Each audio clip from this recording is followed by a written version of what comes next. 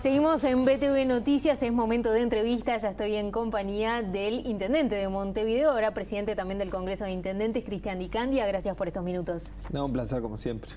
Bueno, estuvo hace poquitas horas nada más con el presidente de la República inaugurando o presentando ómnibus eléctricos para la ciudad, y ahí el presidente les tira la posta y les dice, bueno, habría que bajar el precio del boleto.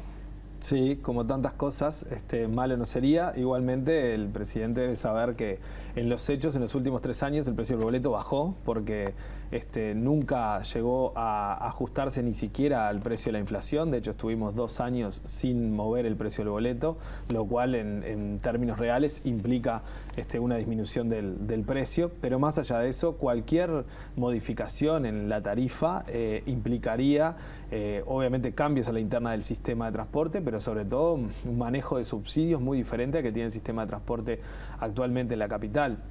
Para que tengamos una idea, el 70% de la tarifa del sistema se banca por tarifa, es decir, por lo que paga la ciudadanía, y hay un 30% más o menos, cifra más, cifra menos, de subsidios. En general, en el mundo, las ciudades tienen un subsidio muchísimo mayor que el que tenemos aquí, que ya implica erogaciones enormes. Por cada peso de subsidio que tiene la Intendencia en la tarifa son 200 millones de pesos para la Intendencia. Y cualquier modificación de esa implica dejar de hacer otras cosas. Entonces, obviamente quizás el gobierno nacional tenga pensado hacer erogaciones importantes de subsidios al boleto para que esto baje. Si no, sería imposible. Hoy no hay margen para una colaboración extra en este contexto. Lo primero que tendríamos que solucionar en todo caso en este momento son las dificultades que esta emergencia sanitaria y la situación que se generó en el sistema de transporte desde el 13 de marzo en adelante, donde día a día se fueron perdiendo venta de boletos. Hubo días que incluso hubo un 90% menos de venta de boletos, con lo que implica de eso para el sistema. Ahora está volviendo de a poco porque la gente está volviendo a trabajar. Pero igual tenemos esos 2 meses de agujero, ¿no?, que de alguna manera va a haber que cubrir en el correr del año. Nosotros apelamos de alguna manera que el Fondo Coronavirus pueda ayudar en este sentido. Algo le hablamos hoy con el presidente de la Cámara de Transporte. Seguramente podamos tener algunas reuniones con el ministro de Transporte y Obras Públicas, con Luis Alberto Heber, para ver cuál puede ser la solución, porque es Montevideo, pero en realidad es una situación que se da en todo el país. Obviamente Montevideo, al ser la capital y tener la mayor flota, es más complejo, ¿no? ¿Cómo está hoy el vínculo en el manejo de esta pandemia con el gobierno nacional? Hace algunos meses yo lo entrevistaba acá y usted decía que le estaba pidiendo una reunión al presidente de la calle Pou.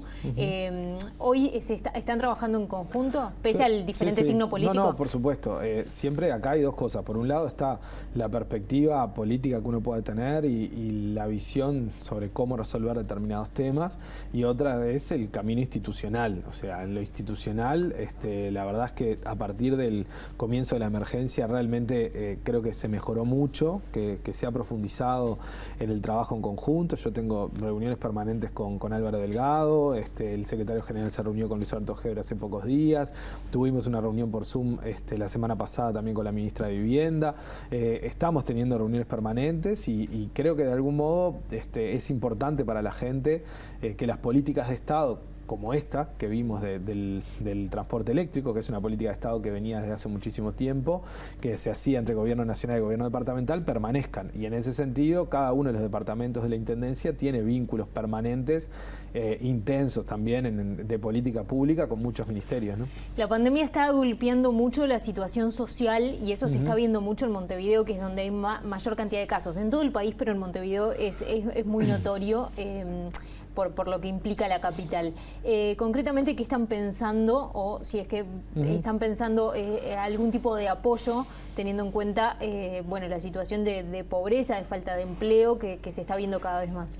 Sí, bueno, una de las cuestiones que nosotros ponemos sobre la mesa siempre es que desde el punto de vista sanitario al Uruguay le ha ido muy bien, pero desde un punto de vista social y económico, el golpe de 150.000 pobres nuevos desde el 1 de marzo a hoy es una consecuencia que que tenemos que ver cómo enfrentar. Estaban en una situación de mucha vulnerabilidad, estaban ahí apenas pasando la línea de pobreza y se caen. Los que estaban muy cerca caen rápidamente, pero en este caso cayeron también algunos que en realidad estaban bien, porque si uno piensa todo lo que está relacionado con el sector de la cultura, con los espectáculos públicos, con los locales nocturnos, con el movimiento, digamos, que tenía de consumo la ciudad, bueno, las ciudades, porque fue en todo Uruguay, eso cae rápidamente, y lo peor y lo más complejo es que va a demorar mucho tiempo en volver justamente a esos sectores.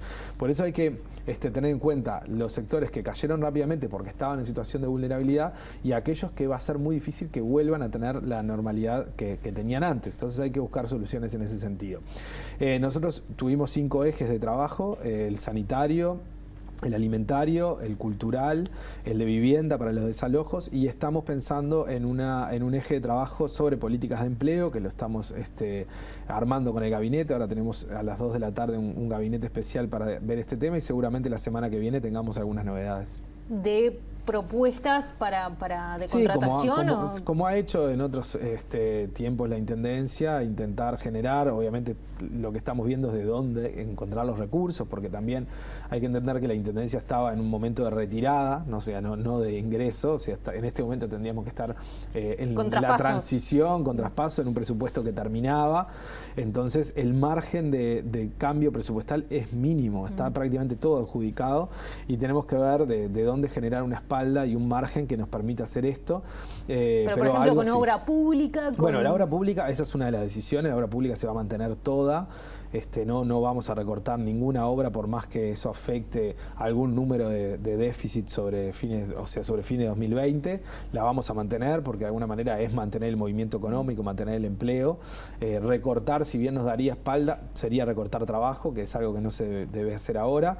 De hecho, mantener las obras es de algún modo, incluso a déficit, es tener una política contracíclica que permita reactivar el ciclo económico. También estamos viendo que las próximas entregas, en vez de canastas, sean a través de vouchers o de dinero, para que también la gente, si bien va a poder comprar menos de lo que entrega la canasta, porque nosotros negociamos de a 10.000, de a 20.000 kilos de alimento, entonces el precio es menor, permite que se mantengan los barrios el circuito económico, ¿no? También vamos a ir por ahí. Medio parecido a lo que estaba haciendo el Mides Claro, similar es más, quizás usemos la misma aplicación de Antel, estamos viendo con Antel para ver eso. Bien. Sí. Por otra parte está todo el tema del retorno a la actividad paulatino que se había frenado, de la actividad de atención de la Intendencia de la Comuna. Acaban de firmar un protocolo con ADEOM.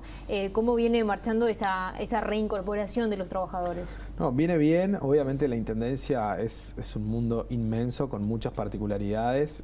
Sí, tal vez hay muchos vecinos esperando, claro, por soluciones de cosas distintas. La primera preocupación nuestra, y tiene que ver con el punto anterior de tu pregunta, era que lograra volver a funcionar con la mayor normalidad posible aquellos sectores que estaban directamente vinculados con el trabajo de la gente. Por ejemplo, una renovación de libreta no es un problema, lo extendemos el vencimiento 30 o 90 días. Una libreta por primera vez implica que una persona de repente pueda trabajar. Entonces era importante dar la libreta por primera vez. Que trabajaran todas las áreas que tienen que ver con la construcción del 5º piso, del 23, nosotros los llamamos por números, de espacios públicos, en fin. Eso era importante para que la construcción se mantuviera en movimiento y las obras se mantuvieran en movimiento y hubiera empleo. Entonces pusimos primero el foco en esas áreas. Y después tiene que ir volviendo de a poco todo, con ciertas normas de cuidados, de higiene y de sanitización. Obviamente está el tema de la temperatura, el ingreso, que se lo va a hacer a todos, y como se hace acá en los canales en general. Y bueno, en el caso de que tengan temperatura vuelven a su casa. Se hizo un acuerdo con las mutualistas y con el sistema con la Administración de Salud del Estado para que se atiendan en las primeras 24 horas, para que ya se pueda determinar si hay algún tipo de situación que pueda llegar a caber en un coronavirus o no, porque también puede ser que la persona tenga temperatura por cualquier otro tipo de situación, y bueno, y allí se definiría qué tipo de licencia, etcétera. Le planteo brevemente algunos temas más que están arriba de la mesa. Uno tiene que ver con la nueva normalidad de la que se habla, el tema de volver a salir. y las aglomeraciones. Ahí hay puntos que estamos viendo, sobre todo los fines de semana, estos que han estado preciosos en materia de tiempo, en la Rambla, muchísima gente. Por suerte eso no está teniendo un impacto por ahora en los números, pero bueno, ahí hay un foco de aglomeración por lo menos. También están las ferias. ¿Qué están previendo al respecto? ¿Están previendo hacer alguna modificación? Sí, a ver, uno puede tomar todas las medidas posibles y las recomendaciones posibles y los exhortos posibles, como se ha hecho en todo este periodo. Depende mucho también del comportamiento de las personas, de la conciencia que tenga la gente a la hora de... Nos pasó con el ómnibus, ¿no? A la hora de subirse con el tapabocas, que primero se puso el 50%, después llegó un 78%, después llegó un 88%, ahora estamos casi en el 100% a partir de que dijimos que iba a ser obligatorio. Es más, desde que dijimos que iba a ser obligatorio subió 10% el uso sin que se saliera ya ni a controlar. Lo mismo nos está pasando en el espacio público. Hay mucha gente que está con el tapabocas. Tampoco es necesario que la gente esté con el tapabocas permanentemente si está a 1 metro, 1,5 metros, 2 metros de las personas. Obviamente hay lugares que sí. Si hay, por ejemplo, la feria es un lugar donde debiera utilizarse, sobre todo si está aglomerado como se vio este fin de semana, pero también depende mucho de las personas. Yo veo a la ciudadanía muy tranquila en ese sentido. Nosotros estamos tomando alguna medida más de extensión del espacio público. Lo vamos a hacer este fin de semana, el sábado seguramente en 18 de julio, el domingo en la Rambla de Montevideo, entre Ciudadela y Luis Alberto Herrera. ¿Concretamente? No, la idea es vamos a cortar toda la vía este, digamos la que va hacia el este, para dejar libre para que la gente ande en bicicleta, en patín, caminando, ampliar, digamos, la Rambla para que... ¿Y en 18 también? En 18 vamos a armar algo, sí, tenemos alguna reunión esta tarde con el Grupo Centro y lo vamos a anunciar mañana pasado, pero va a ser el sábado y si funciona bien quizás lo dejemos algunos días. Bien, para finalizar, recién lo decía, el tapaboca dijeron que iba a ser obligatorio. Ahora, ¿se está controlando? ¿Y qué está pasando? No, viene muy bien en realidad. ¿Pero qué le pasa a una persona si encuentran a alguien sin el tapaboca? Lo primero que se hace es exhortárselo a que se ponga tapaboca. Si no tiene tapaboca, se le da un tapaboca por parte de los inspectores de la Intendencia. Eso es lo primero. Si no tiene y si no lo quiere agarrar, se le pide que descienda del ómnibus. No lo hacen las empresas, o sea, ni las cooperativas. Nosotros no queremos que los guardas ni que los conductores tengan que entrar en una situación de violencia, porque no deja de ser transporte público y no deja de ser un bien, un servicio necesario de brindar, pero sí los inspectores de la Intendencia. Cristian Di Candia, muchísimas gracias por estos minutos. No, gracias a ustedes. Hacemos una tanda y ya seguimos con más BTV Noticias.